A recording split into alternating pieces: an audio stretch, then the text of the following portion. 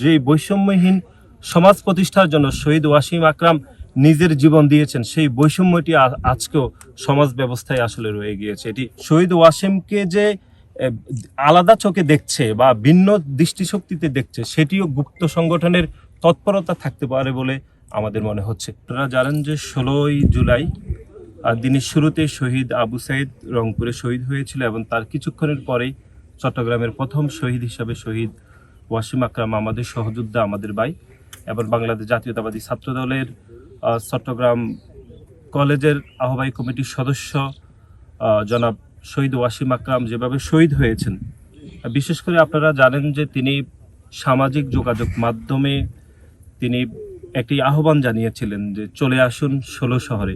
এই আহ্বান শুধুমাত্র কোটা সংস্কারের জন্য ছিল না বা একটি চাকরি পাওয়ার জন্য ছিল না, যে কথাটি আসলে বারবার বলতে হয়।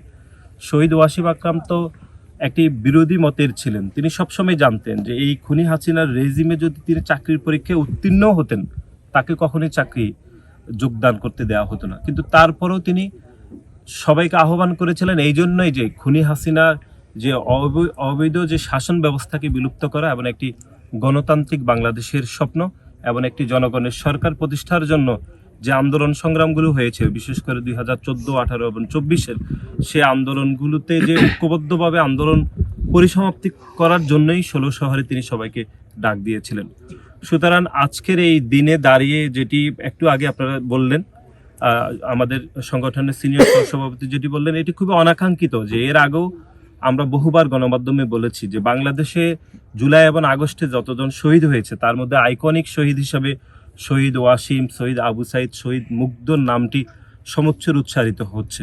কিন্তু অত্যন্ত দুর্ভাগ্যজনকভাবে আমরা দেখলাম যে শহীদ মুগ্ধ এবং শহীদ আবু সাইদের নামটি পাঠ্যপুস্তকে অন্তর্ভুক্ত করা হলো শুধুমাত্র রাজনৈতিক কর্মী হিসাবে এবং বাংলাদেশ জাতীয়তাবাদী ছাত্র দলের একজন একনিষ্ঠ কর্মী হওয়ার কারণে তার নামটি পাঠ্যপুস্তকে অন্তর্ভুক্ত করা হয়নি।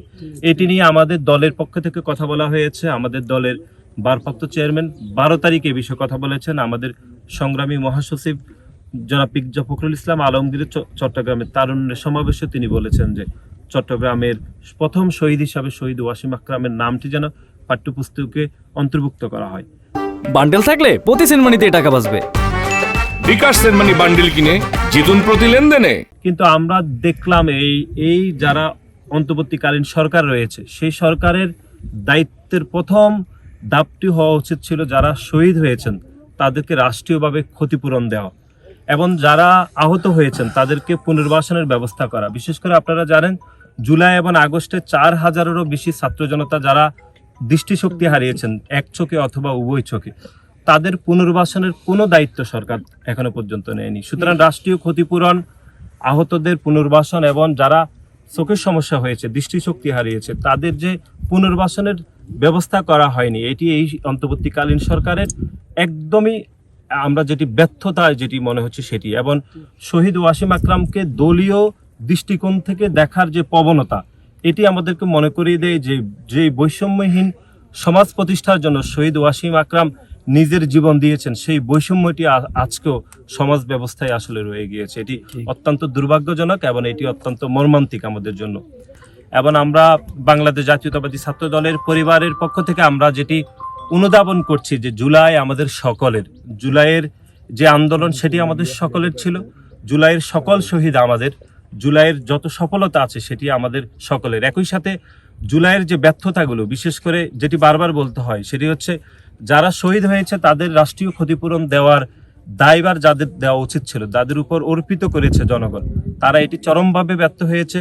ক্ষতিগ্রস্ত যারা হয়েছে তাদের পুনর্বাসনে ব্যর্থ হয়েছে, যারা দৃষ্টিশক্তি হারিয়েছেন তাদেরও পুনর্বাসনে সরকার ব্যর্থ হয়েছে। এবং বাংলাদেশ জাতীয়তাবাদী ছাত্র দলের 142 জন নেতাকর্মী এই জুলাই আগস্টে যারা শহীদ হয়েছেন, কিন্তু বাংলাদেশের অন্য কোনো ছাত্র সংগঠন এখনো পর্যন্ত তাদের কতজন নেতাকর্মী আদৌ আন্দোলনে অংশগ্রহণ করেছেন কিনা। বিশেষ করে আপনারা জানেন যে একটি গুপ্ত সংগঠন, যে সংগঠন বিভিন্ন প্রোপাগান্ডায় এখন জড়িত রয়েছে, তাদের শীর্ষ কোনো নেতৃত্ব জুলাই এবং আগস্টে আদৌ আন্দোলন করেছেন কিনা এটি জনমনে সন্দেহ রয়েছে। এবং তারা জুলাই আগস্টে আন্দোলনে ছিলেন এরকম একটি তথ্য প্রমাণও কিন্তু গণমাধ্যমে তারা হাজির করেনি। সুতরাং এখনকার যে শহীদ ওয়াসিমকে যে আলাদা চোখে দেখছে বা ভিন্ন দৃষ্টিশক্তিতে দেখছে, সেটিও গুপ্ত সংগঠনের তৎপরতা থাকতে পারে বলে আমাদের মনে হচ্ছে।